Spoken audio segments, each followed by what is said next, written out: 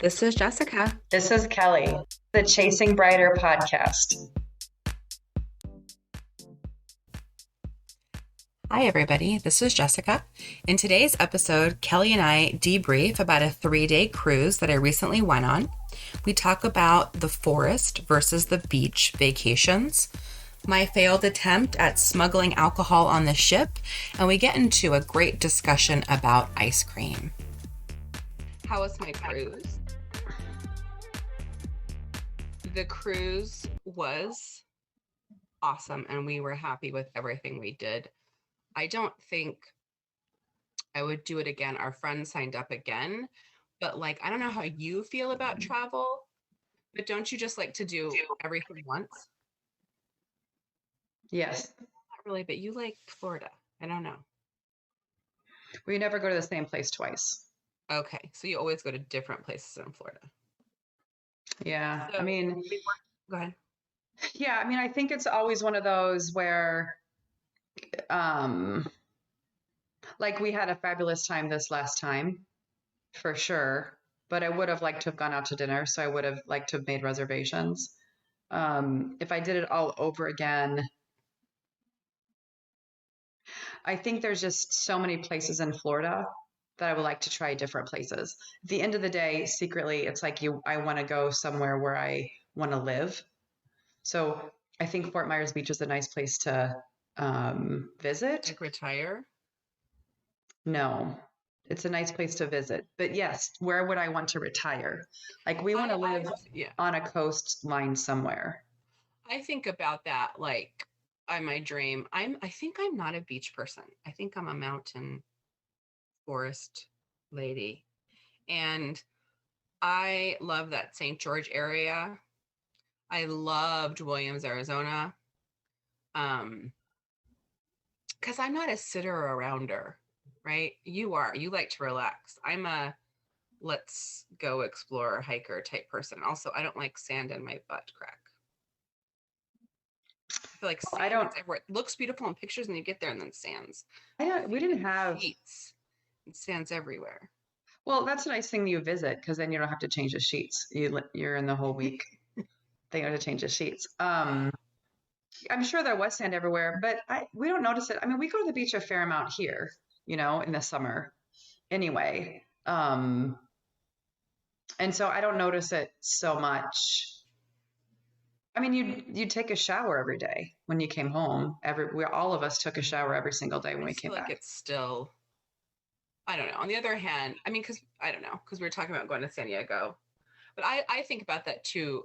So here's what we always do. Oh, this is so great. Let's get a cabin here. And then when you break it down financially, you can always just Airbnb it. Yeah, no, we go through the same thing because it's like, and it's like I want property. I'm really weird about generational property, right? Then you have property for your children to have, and you're investing in land. Yeah, but it's like more land. Mom and Dad got the timeshare stuff because they were thinking that we would use that, and we don't use it. So I don't think it's like you expect your children to follow in some footsteps and they don't anyway. I'm so good at that. I also feel like what I was going to say was, I think the thing with the property stuff is it's always just a little out of reach. You know what I mean? It's like, oh, well, if this condo was 200,000 maybe, but it's 500,000, we can't do it. You know what I mean? It's always something where it was 10 years ago, it was 200,000. Yeah. I know. God, we were just talking about that when we moved here in 2009. I should have just borrowed money from every single person we knew and bought 5 houses. It's so crazy. We were even talking, I was even talking, Dad was even mentioning when I went off to college, if we would have just bought a property back then. Yeah. But I was 80,000. Again, it's not like you have the money to put it down. I'm not going where she's going. I'm not going where she's going. The other thing, okay, so the cruise was good. We went to Ensenada. I was really proud of us. We did very touristy things, and that was fun. There was this winery, something Santo Tomas, and I wanted to go to this area, and it was really weird when I take Justin on these places when we travel that I read about. and there's a chance that he may be sexually assaulted on our way there. Like, it's a little dicey. We went through like some dicey areas. It was a little scary, and I'm like, it says 2 more minutes on GPS. And then we got there, and it was just this like beautiful, super like hipster, amazing, like warehouse and tasting room and a cheese place and a little store and a coffee shop. It was really crazy. It was like this beautiful with like a market square. And I went to the tasting room. And that was disappointing because nobody was there. I went to the warehouse where you buy wine, and I was like, can you taste it? And she's like, go across the street. And I went across the street and nobody was in there. We were like, hello. We waited, and then these guys came in and they were like doing paperwork and ignoring us. So went back to the warehouse, and the girl was like, oh, what did you taste? I was like, nobody was over there. And she was like, you know, when you have coworkers that suck? And she made that face like, oh, that really sucks because they suck over there. And then this was in Ensenada. Was it in Ensenada? They have this like award-winning. They have all these olive oils, and they have this like award-winning olive oil. They have like 5 kinds, but there is this one olive oil. So I got olive oil. I got a couple bottles of wine. I went and got like a really delicious coffee. And there was this little market, and Justin's like, do you want to go on the market?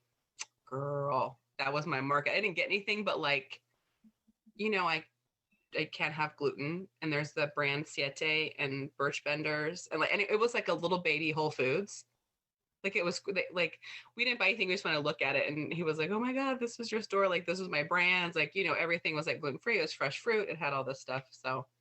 Okay. I have 3 comments on what you're saying.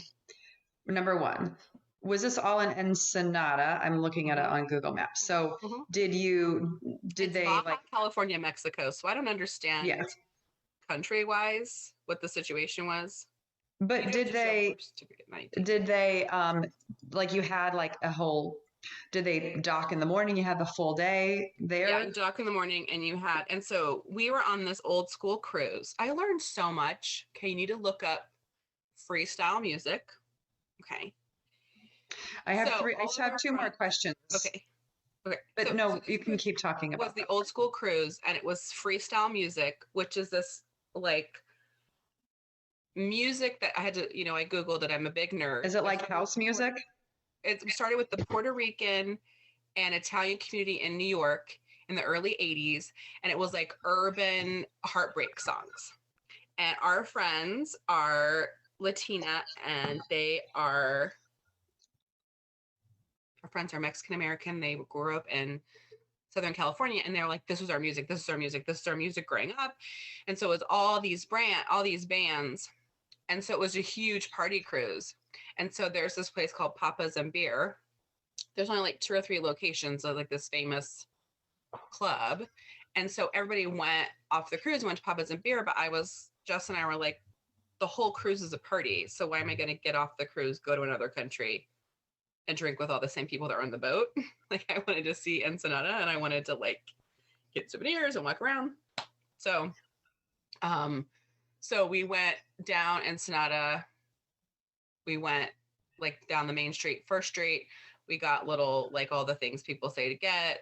We, you know, purchased some cool things. Have you been to Puerto Vallarta? Puerto Vallarta. Was it like that downtown? Like, where it's like all kinds of cool restaurants and shops and things, or is it more touristy? No. Or is it a little sad? It was very sad. Okay. It was sad. It was like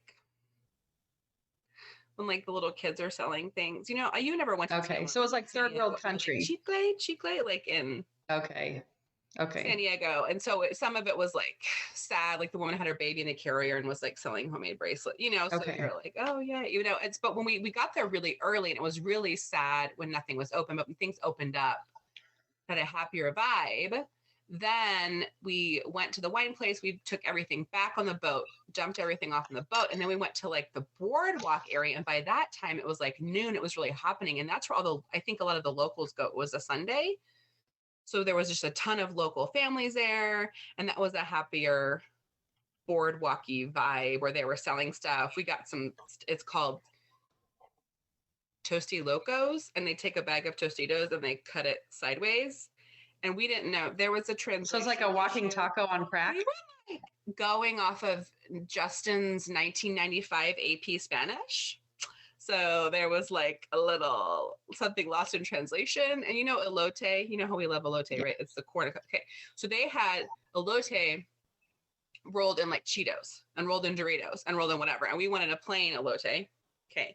And then we wanted this Toasty Locos, which was like people walking around with like these. It's a walking taco, but like a giant jumbo one. That's amazing. So, well, no, not giant jumbo, but so when we asked for it, what we asked for was Tostitos with elote on it, which was like ridiculous and amazing. And then Toasty Locos was all this crazy crap. Like it was good, but it was like cucumbers and I think jicama, beans, you know those crunchy peanuts, those peanuts coated in something? And those gummy candies rolled in tahine. And then they took a straw. This is me guessing what happened in this situation was they took a big straw, they rolled a fruit roll up over it, and then they rolled the fruit roll up in tahine and chili powder and stuck that in there. And together, when you took a bite of that and the bite of the elote, we were like, this is pretty awesome. But like, we would not have ordered that if we knew what we were ordering. But was like really good. It had like these gummy candies in it. It was really crazy. Hence the name Toasty Locos. But that was fun that we went out and did that again. And then you guys took a cab to the winery after that? No. We walked there because I like to put us in precarious situations where you may or may not be kidnapped. It's now when you're at the winery, the vibe I like. Was it like when we went to the one in Southwest Michigan where it's actually really terrible wine, but you're standing there and you're convincing each other that it's delicious? I don't know. I bought some. Who knows? When I'm hot, I like really want a Chardonnay. So I bought a Chardonnay and there's a wine. Is it like St. Columbine? I don't know. It was a white wine. I never heard of this grape before.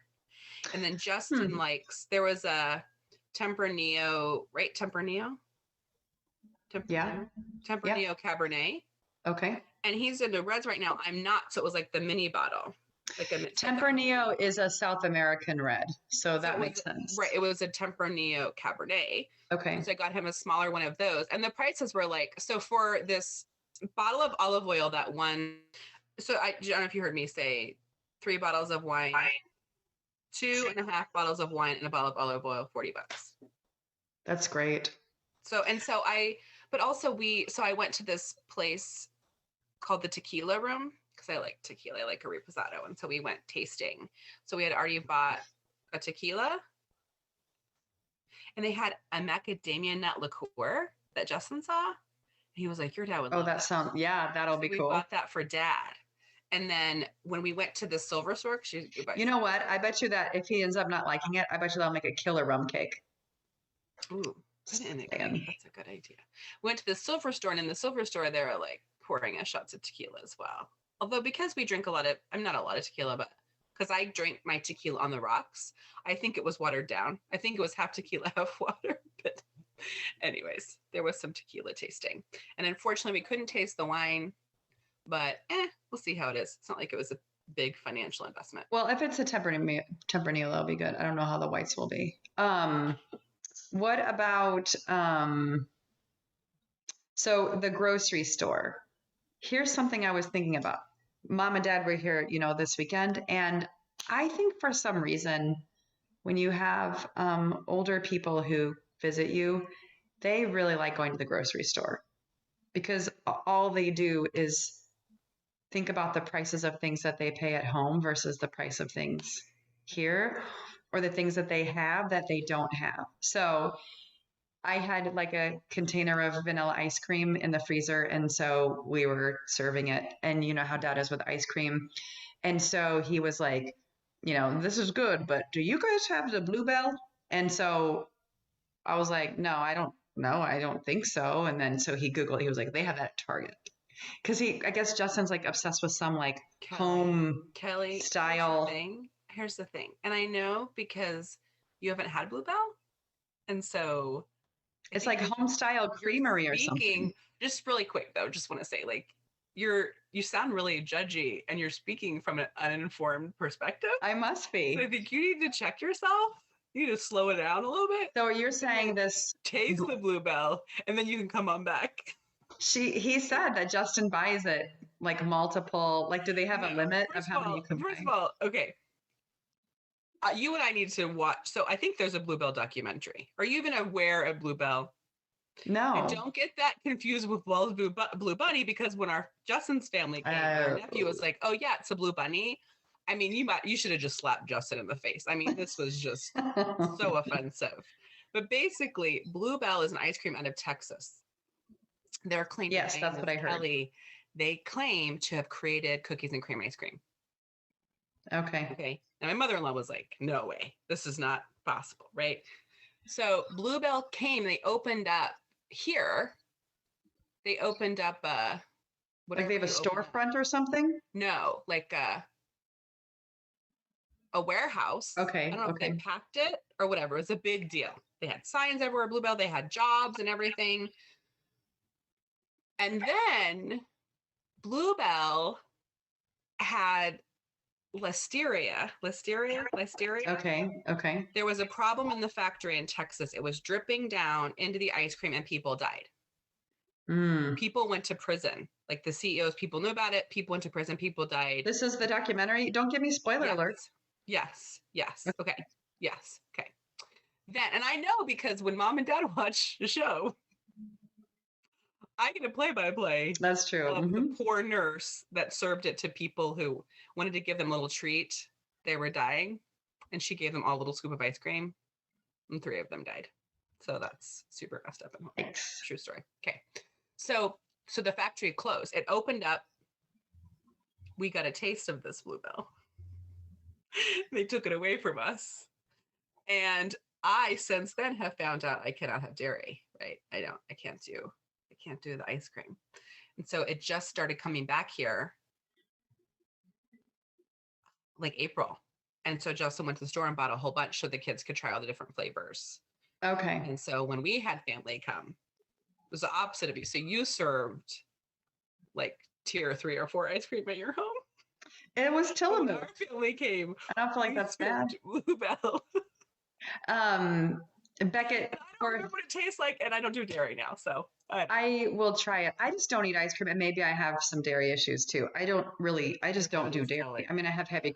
I'll do like just occasionally. I'll really want. That's something I miss so much, but I can't have it because I won't even like go near it. But I'll do like a cashew milk ice cream occasionally or something. The last thing the last thing I want to talk about regarding your cruise, maybe 2 things more. One is, so the liquor confiscation. Yeah, my liquor was confiscated. So now, so can I tell you my two theories? Do you think, yes, because I have my own theories. Security guards at Carnival Cruise must be paid $100 an hour because they're invested that much in what the hell I bring on the cruise, right? I mean, they've got to make so much money because I would have been a terrible employee. I would have given 0 shits who brought in what, right? Because it wasn't a weapon, right? I wouldn't care. But I expertly recorked my tequila and everything, and it was amazing. And it's all my husband's fault because I had mine in my bag and he had his on the side of the backpack, like your water bottle holder. So it was like very visible? Yeah, but Justin said, you have to realize, right, I think he's brilliant, so I believe stuff that comes out of his mouth. And he was like, oh, the scanner was like a light scanner and everything has a different refractory point, which I've never heard of that word, so that sounded really smart. So that must be real. Well, I wondered. She took it out and she flipped it upside down and shook it and looked and couldn't even tell. So then, like, props to Jessica, high five, give it back to me because you don't even know what it is. Then gives it to your supervisor, shakes. And they're like looking at it and they take it. And then the supervisor was like, you, ma'am, to me, who was already like past security, should have kept going, pretended I didn't know the sketchy person behind me. And they made me take my wine out and they shook, looked at it, and then they threw it in a big container. Okay. So second theory, number 1, either the Carnival employee people are paid $100 an hour, very invested in their jobs, super excited to confiscate alcohol. Number 2, there's 2 things, a bin of trash and a bin of confiscated alcohol. And at the end of the day, they divide it up to go party. And that's it. So here is what I wondered. Does everybody know that that's how you bring fake liquor on, for them to shake up the wine? Are you allowed to bring wine on? Are there more bubbles? You can bring wine. You can bring a bottle of wine. So I bet you, here's my thinking is, to middle-aged individuals trying to smuggle in hard alcohol is like, you guys think that you're like sneaky. They're like, it's 240 somethings bringing on bottles. Like, we already know what that is.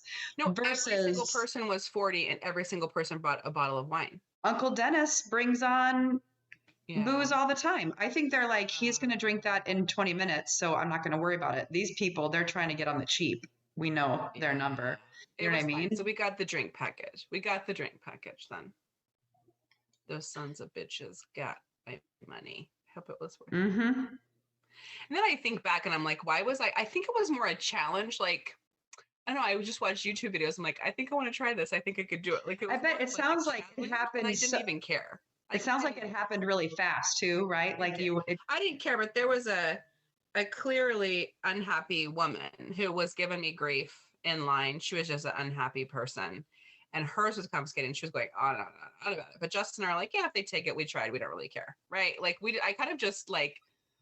Was it Costco? Was it Costco liquor? Or was it the good stuff?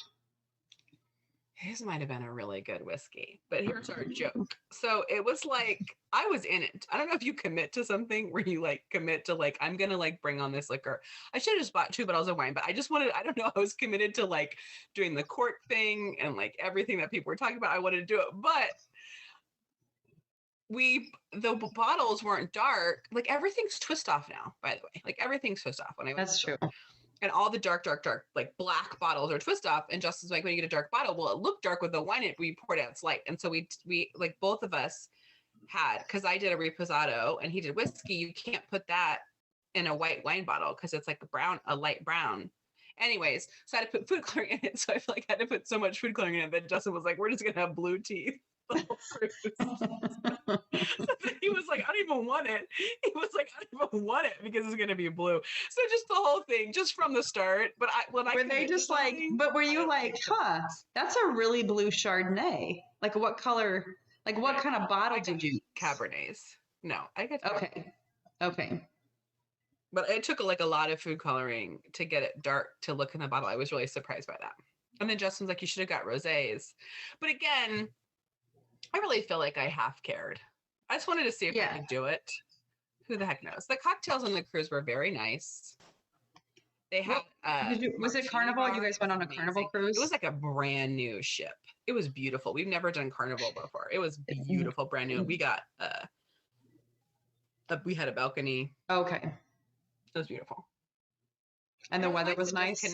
I got the Wi-Fi because I was worried about the kids. But like the one thing I remember about the other cruises we went on is just being totally disconnected would have been nice. Completely 100% disconnected would have been really nice. But because I had the Wi-Fi, I didn't do a job of disconnecting. You guys had fun with your friends that you were with on that? So much fun. Like we had so much fun. That's all for today. Thanks for listening. And don't forget to follow us on chasingbrighter.com or on YouTube at Chasing Brighter or on Instagram at Chasing Brighter.